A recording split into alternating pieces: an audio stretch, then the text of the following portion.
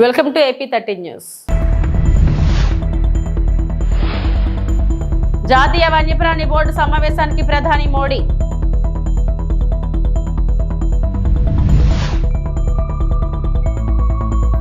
త్వరలో mega DSC ద్వారా 16,347 teacher పోస్టుల భర్తీ. మంత్రి నారా లోకేష్.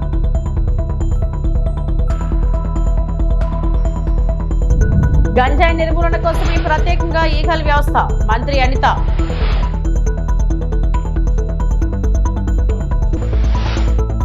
గుజరాత్లోని గిర్ వన్యప్రాణుల అభయారణ్యం ప్రధాన కార్యాలయమైన ససన్ గిర్లో జరిగిన జాతీయ వన్యప్రాణుల బోర్డు 7వ సమావేశానికి ప్రధానమంత్రి నరేంద్ర మోడీ హాజరయ్యారు.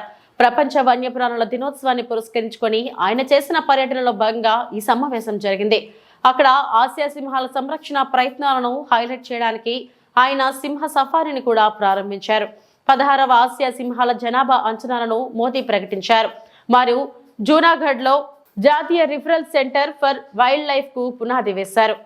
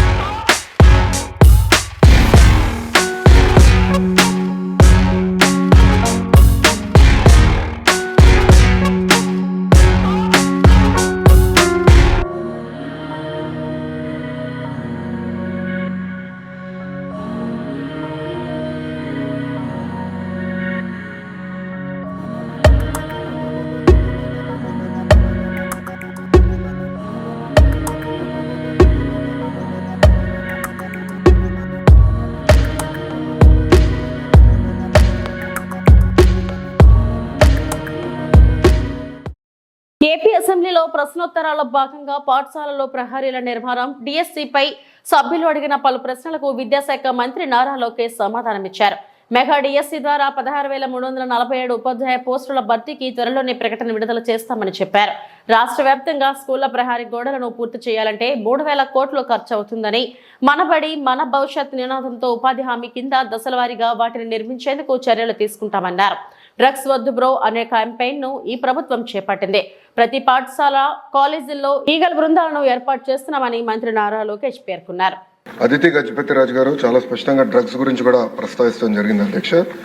దాంట్లో ఇప్పుడు డ్రగ్స్ వద్దు బ్రో అనే క్యాంపెయిన్ మన ప్రభుత్వం చేపడతాం జరిగింది అధ్యక్ష. ఈగల్ అని పోలీసులు అధికారులతో ఒక సంస్థ ఏర్పాటు చేసి ప్రతి పాఠశాలలో కంపల్సరీగా ఈగల్ క్లబ్స్ అనేది ఏర్పాటు చేస్తాంతో పాటు విద్యార్థుల చైతన్యం తీసుకొస్తూ డ్రగ్స్కి ఎందుకు దూరం ఉండాలి, ఒక డ్రగ్స్ వల్ల వాళ్ళే కాదు ఒక తరం ఎట్లా నాశనం అవుతుంది అనేది చెప్పేదానికి కార్యక్రమాలు చేపడుతున్నాం అధ్యక్ష. ఇది అన్ని పాఠశాలలకి, కాలేజీలు కూడా మన ఇన్స్ట్రక్షన్స్ పాస్ చేసాం అధ్యక్ష.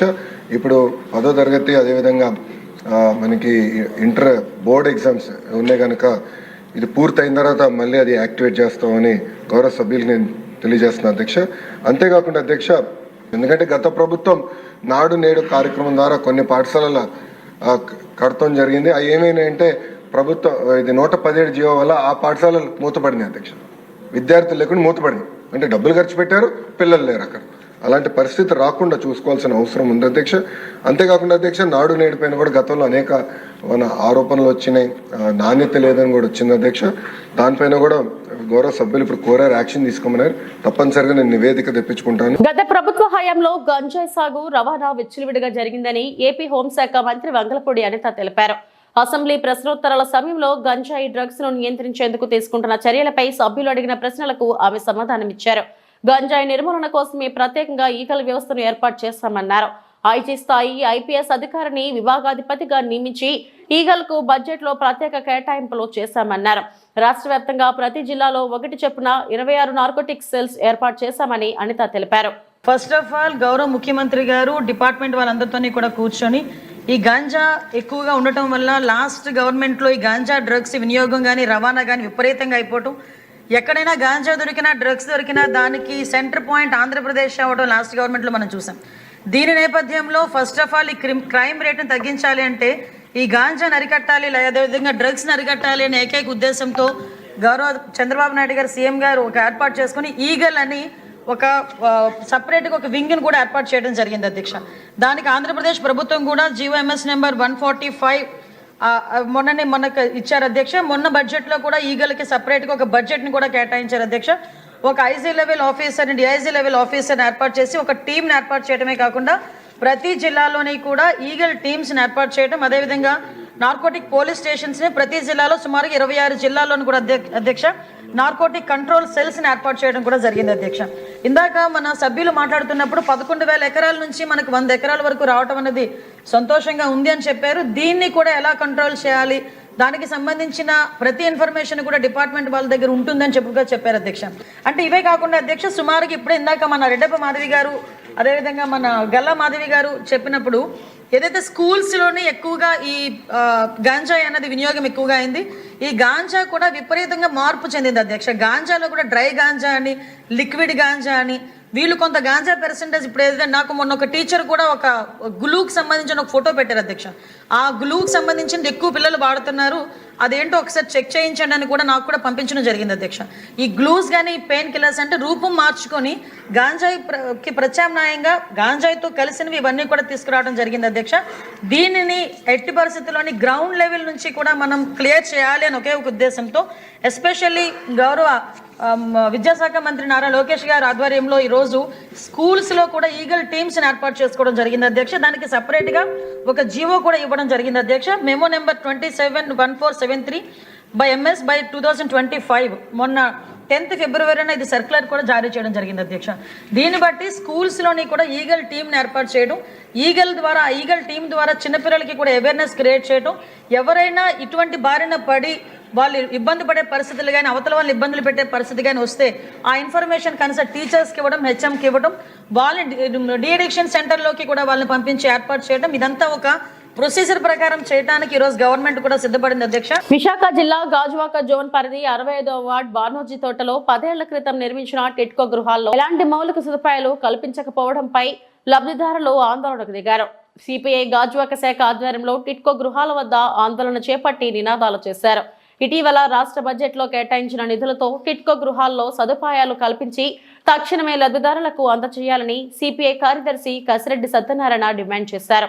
సొంత ఇళ్ల కోసం ఎన్నో ఏళ్లుగా ఆశతో ఎదురు చూస్తున్న పేదలు టిట్కో గృహాల రాకతో ఎంతో సంతోషించారని, ఇళ్లైతే లబ్ధిదారులకు కేటాయించారు కానీ ఇక్కడ ఎలాంటి సౌకర్యాలు కల్పించలేదని ఆవేదన వ్యక్తం చేశారు. బ్యాంకుల నుంచి రుణం తీసుకోవడంతో నెల నెల ఈఎంఐ చెల్లించకపోలేకపోతున్నామని అన్నారు. ప్రభుత్వాలు మారుతున్నా తమ తలరాతలు మారలేదంటూ ఆవేదన చెందారు. ఇప్పటికే అనేక మార్లు ప్రజాప్రతినిధులకు అధికారులు వినతులు సమర్పించామని, అయినప్పటికీ ఎలాంటి స్పందన లేదని వాపోయారు. టిట్కో గృహాలకు వినియోగించేందుకు తెచ్చిన సామాగ్రి మాయమవుతుందని, ఇక్కడ కనీస పర్యవేక్షణ కరువైందని చెబుతున్నారు. ఉగాది నాటికల్లా గృహాలను పూర్తిస్థాయి వసతులతో తమకు అప్పగించాలని కోరుతున్నారు.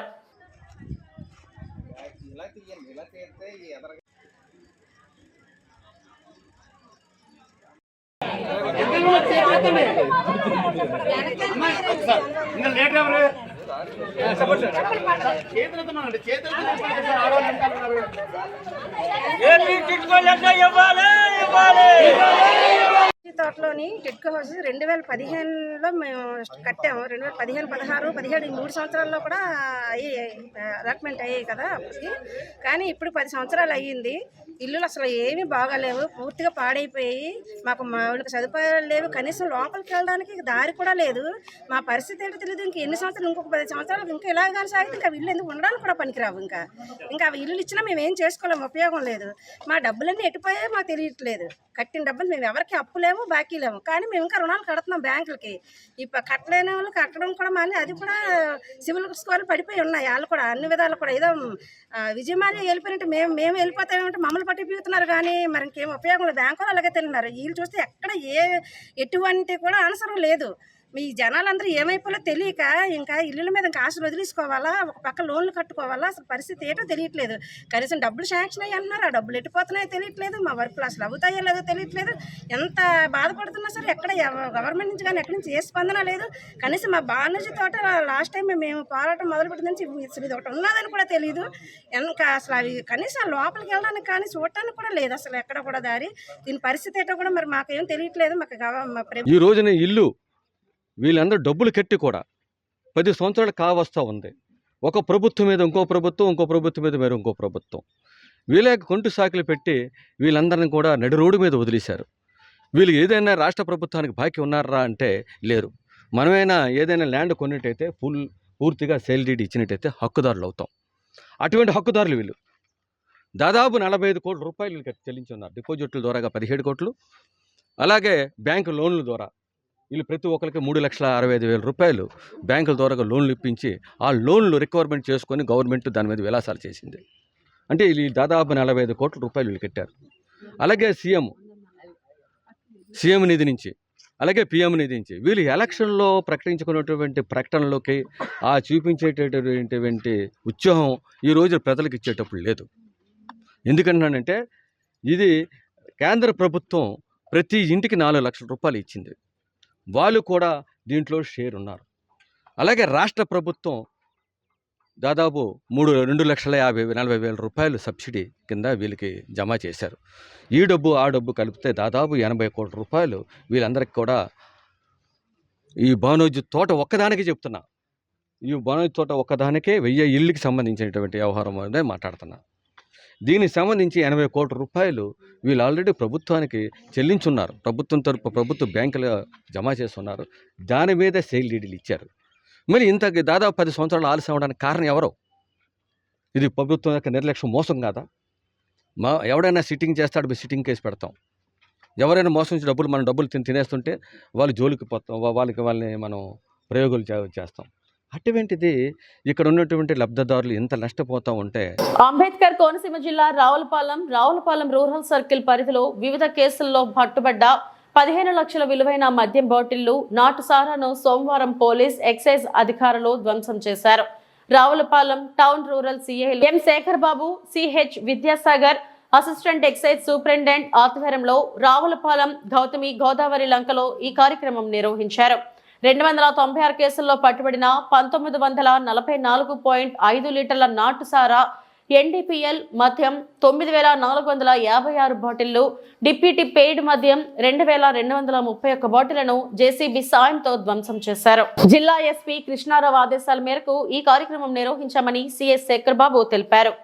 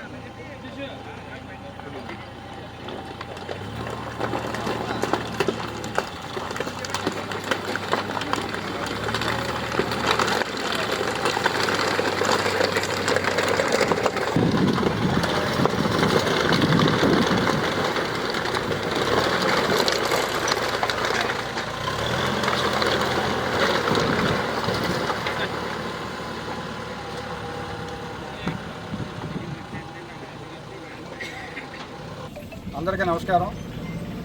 ఈరోజు గత కొంతకాలంగా రావులపాలెం టౌను, అదేవిధంగా Ravulapalem rural circle, Atreyapuram, Kothapeta, Alamuru police స్టేషన్లో సీజ్ చేయబడిన అక్రమ మద్యం ఐడిఆర్ కేసులకు సంబంధించి ప్రాపర్టీని అంతా కూడా డిస్ట్రాయ్ చేయడానికి సంబంధిత అధికారులైన డిప్యూటీ కమిషనర్ గారు, ఎక్సైజ్ గారి ద్వారా డిస్ట్రక్షన్స్ ఆర్డర్ పొందింది. ఈరోజు అమలాపురం అసిస్టెంట్ ఎక్సైజ్ సూపరింటెండెంట్ గారి యొక్క ఆధ్వర్యంలో రావులపాలెం పోలీస్ స్టేషను ఎస్హెచ్ఓనైన నేను, అదేవిధంగా రావులపాలెం రూరల్ సిఐ గారు విజయసాగర్ గారు, ఆలమూరు ఎస్ఐ గారు, కొత్తపేట ఎస్ఐ గారు, ఆత్రేయపురం ఎస్ఐ గారు మరియు మధ్యవర్తుల సమక్షంలో ఆ కేసు ప్రాపర్టీని ఈరోజు తగిన ప్రికాషన్స్ తీసుకుని డిస్ట్రక్షన్ చేయడం జరిగింది. అందులో భాగంగా టోటల్గా 296 కేసుల్లో ఉన్న ప్రాపర్టీని, మద్యం బాటిల్స్లను, duty paid, non duty paid liquor బాటిల్స్ని, అదేవిధంగా ఐడిఆర్ని డిస్ట్రాయ్ చేయడం జరిగింది. ఇందులో ఐడిఆర్కి వచ్చి 1944.5 లీటర్లుగా గుర్తించడం జరిగింది. అదేవిధంగా ఎన్డీపీఎల్ బాటిల్స్ వచ్చి 9456 బాటిల్స్ ఎన్డీపీఎల్ బాటిల్స్ని డిస్ట్రాయ్ చేయడం జరిగింది. అదేవిధంగా డ్యూటీ పెయిడ్ 2231 బాటిళ్లను డిస్ట్రాయ్ చేయడం జరిగింది. ఇదంతా కూడా పక్కాగా ప్రాసెస్ ప్రకారం సంబంధిత అధికారుల దగ్గర నుండి తగిన ఉత్తర్వులు పొంది ఇది నిర్వహించడం జరిగింది. దీని మీదట పోలీస్ స్టేషన్లన్నీ కూడా ఈ యొక్క సీజర్ ప్రాపర్టీతో నిండిపోవడంతో ముందస్తుగా ఎస్పీ గారి యొక్క సూచనల మేరకు, వారి యొక్క డైరెక్షన్లో ఈ రెండింటిని కూడా క్లియర్ చేయడం ఉద్దేశంతో ఇదంతా కూడా వేగవంతంగా చేయడం జరిగింది. దీన్ని సహకరించిన అందరికీ కూడా ధన్యవాదాలు తెలియజేస్తున్నాం. నమస్కారం. మార్చి 8న మహిళలకు నెలకు 2,500 రూపాయల పథకంపై ప్రకటన చేయకపోతే పోస్ట్ కార్డుల ఉద్యమం ప్రారంభిస్తామని ఎమ్మెల్సీ కవిత హెచ్చరించారు. హైదరాబాద్ లో జాగృతి నేతలతో కలిసి మాట్లాడిన కవిత, ప్రభుత్వం అతివల సాధికారతకు తగిన చర్యలు తీసుకోవడంలో నిర్లక్ష్యం వహిస్తుందని దుయ్యబట్టారు. మున్సిపాలిటీలు, ఇతర ప్రాంతాలలో పనిచేస్తున్న మహిళా కార్మికుల కోసం ప్రత్యేక కార్యాచరణ చేపట్టాలని కోరారు. ఫీజు రీయింబర్స్మెంట్స్ ఇవ్వకపోవడంతో అనేక మంది యువతులు ఇంటికే పరిమితం అవుతున్నారని వెల్లడించారు. తమ పోరాటం వల్లే కేంద్రం మహిళా బిల్లు తెచ్చిందని, ఆయన ఇప్పటికీ అమలు చేయట్లేదని విమర్శించారు. అతివలకు రిజర్వేషన్లు కల్పించే బిల్లు అమలు చేసేలా కాంగ్రెస్ ఎంపీలు ఎందుకు ఒత్తిడి చేయట్లేదని ప్రశ్నించారు. వరంగల్లోని మామునూరు విమానాశ్రయానికి రాణి రుద్రమదేవి పేరు పెట్టాలని ఎమ్మెల్సీ కవిత డిమాండ్ చేశారు. రాష్ట్ర ప్రభుత్వం నుంచి కేంద్ర ప్రభుత్వం మీద ఒత్తిడి తీసుకొచ్చి అఫీషియల్గా ప్రపోజల్ పంపించి మహిళా దినోత్సవం సందర్భంగా వరంగల్ ఎయిర్పోర్ట్కి రాణి రుద్రమదేవి ఎయిర్పోర్ట్గా నామకరణం చేయాలని చెప్పి మేము ఈ ప్రభుత్వాన్ని డిమాండ్ చేస్తూ ఉన్నాం. ఈ విషయం మీద మేము కూడా కేంద్ర ప్రభుత్వానికి ఉత్తరాలు రాస్తామని కూడా ఈ సందర్భంగా తెలియజేస్తూ, మరి ఆడబిడ్డల్ని అలక్ష్యం చేయకండి, ఆడబిడ్డల తరఫున మాట్లాడడానికి తెలంగాణ జాగృతి నిలబడి ఉందన్న విషయాన్ని గమనించవలసిందిగా ప్రభుత్వాన్ని కోరుతూ సెలవు. Thank you. జై తెలంగాణ. జై తెలంగాణ.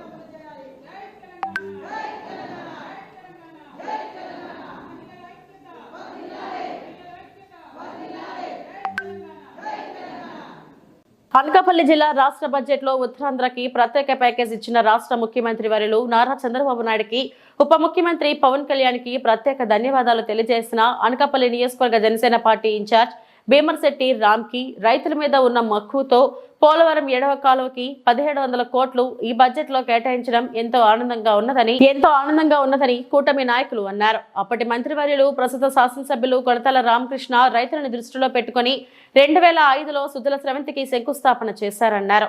ప్రస్తుతం ఈ బడ్జెట్ లో 600 కోట్లు కేటాయించడం రైతులతో ఎంతో ఆనందాన్ని నింపిందని రామ్కి అన్నారు. అలాగే ఉప ముఖ్యమంత్రి పంచాయతీరాజ్ ద్వారా 16,000 కోట్ల రూపాయలు కేటాయించడం ఎంతో ఆనందంగా ఉన్నదని అన్నారు. బడ్జెట్లో ఉత్తరాంధ్రకి ఎంతో రైతులకు మేలు చేకూర్చే విధంగా బడ్జెట్ ఉందని తెలిపారు. ఈ కార్యక్రమంలో కూటమి నాయకులు పాల్గొన్నారు.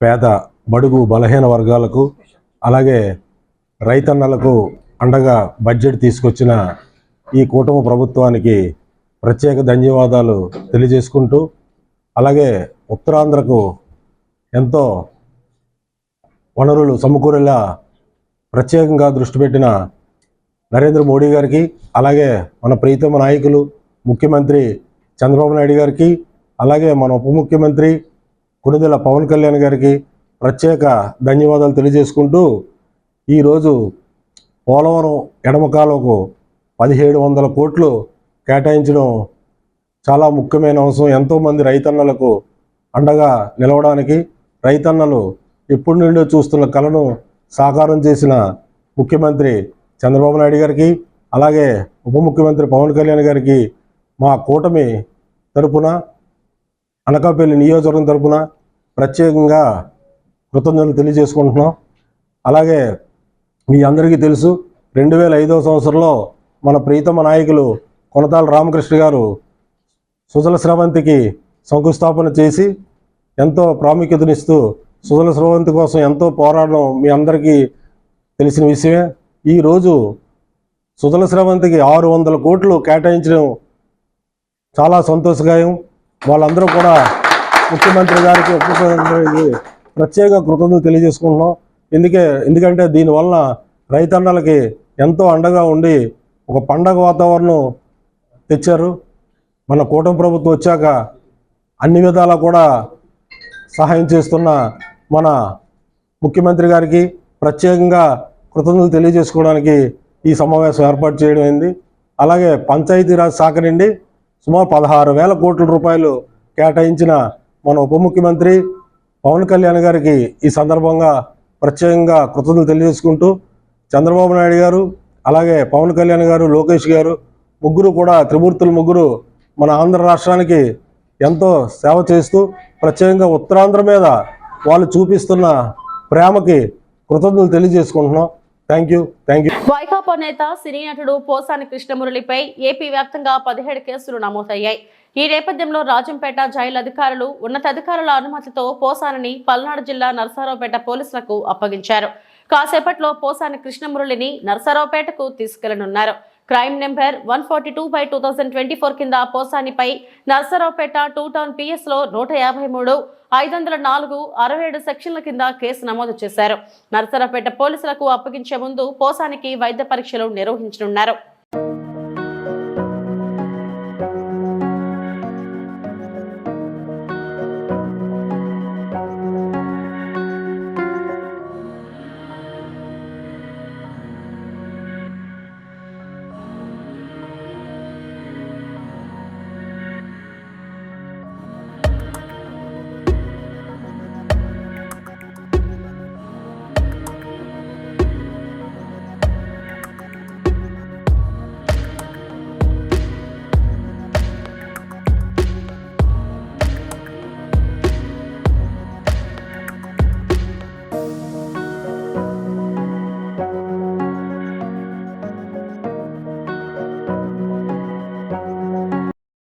ఇవి ఇప్పటివరకు నా బులెటిన్ అప్డేట్స్. నమస్తే.